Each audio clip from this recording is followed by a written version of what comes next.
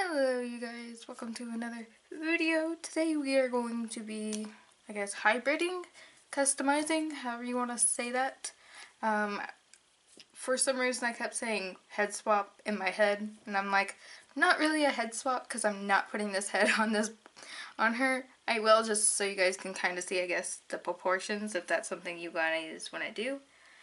But anyway, this is the Bratz Sasha I recently got. I think it's like Wave 2 Selfie Snaps Sasha if you want the specific one. And then this is Justine Dancer of the Ever High line.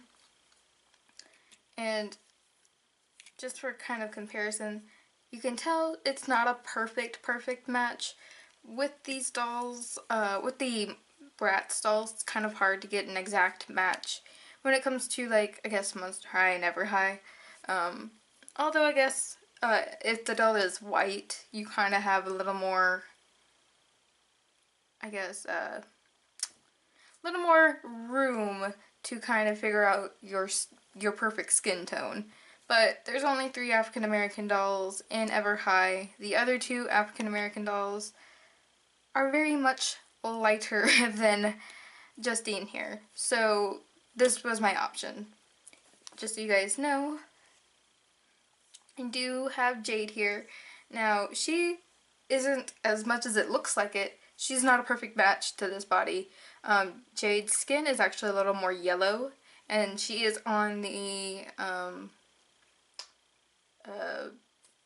Darling Charming body. For some reason I couldn't remember her first name because I'm a little bit of a dip. Anyway.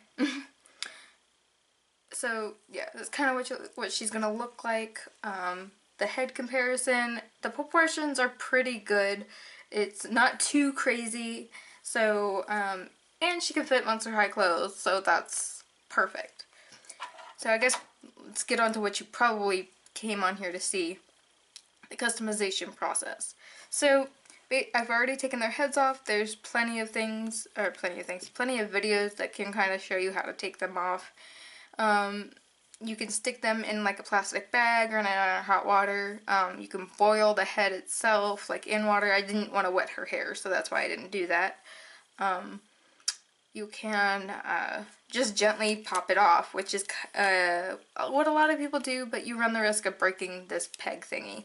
So, yeah. So we're not going to use her no more, but I will kind of stick her on this body if you guys want to see. Ooh. Ooh. It's a little too much. There we go. The heads are a little bobbly. If you do like this, I suggest putting maybe a couple rubber bands on the neck peg in the inside, and the head just easily pops off. So there's that one, if you guys are really interested in that. Now on to the main thing is what I'm trying to do. So you're going to need some type of clippers to clip the plastic peg and an X-Acto knife to widen the neck hole, which I will do like on camera. So first off, when I do customs, the first thing I do is clip these pegs right here off.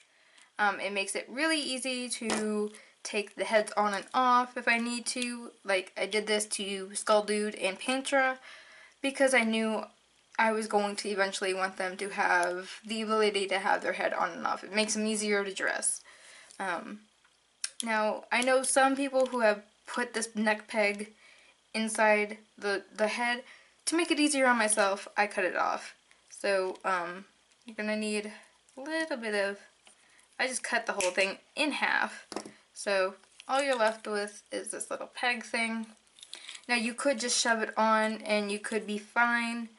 The only issue that I ran across is you can kind of see here that this peg is a little too big.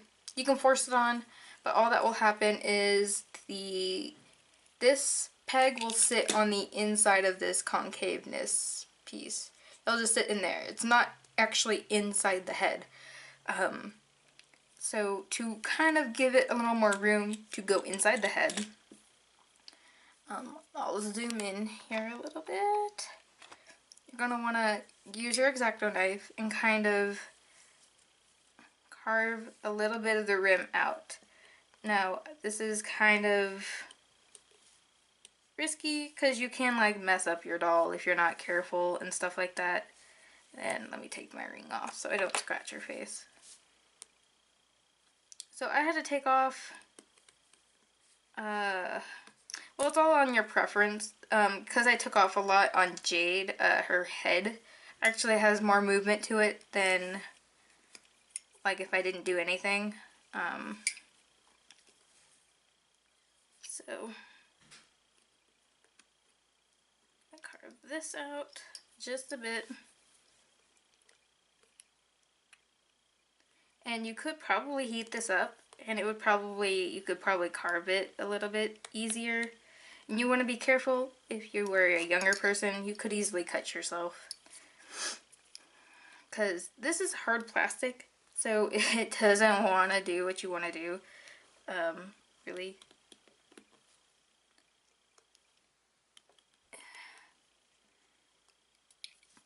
Which is a pain. And to be honest, I'm not doing this all that neat. And that's only because, to be honest, I'm not going to see it and I don't really care, so. I'm going to carve a little bit more out back here to see if I can get her head to go like pointing up. That should be good. Now, this might be a little bit easier to do if you heat up the head. It makes it softer, and obviously the softer it is, the easier it's going to be to put the head on. But I'm just going to use a little bit of elbow grease. Trust me, I'm going to need it. You want to be gentle because in Jade I did crack this piece right here a little bit and it almost broke. So you want to be gentle, which, let me actually take off the hands here. I don't want to break them by accident because you got to use a lot of force. Okay.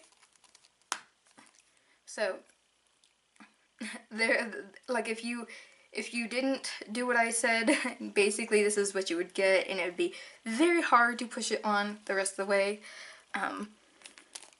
Which okay.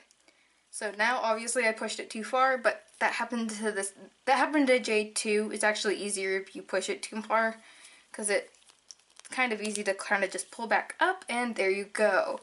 Perfect. And believe it or not, she does kind of, here, do profile. So she does have more movement in the back. I carved the back of her neck a little bit more than I did Jade, so she does have a bit more of a look up motion, which Jade doesn't really have. And then she does move side to side, you can see that, up, and then she does move down very well. So, and of course the head's not gonna pop off or anything, she's on there pretty well. And if you do end up getting like, if the head does end up being a little bit bobbly, do the same thing of what I said on this one right here, because you see how she's, well, she's not super bobbly, but I mean she's kind of loose. Just put a rubber band on the peg, the same as this one I said, and that should certainly help the bobbliness. But she's pretty perfect. She looks so great. I love it. The only issue is like her skin's a little more olive toned than the body, but because the body's more like a chocolate color, but it won't be that noticeable once I get clothes and stuff on her. Put her hands on.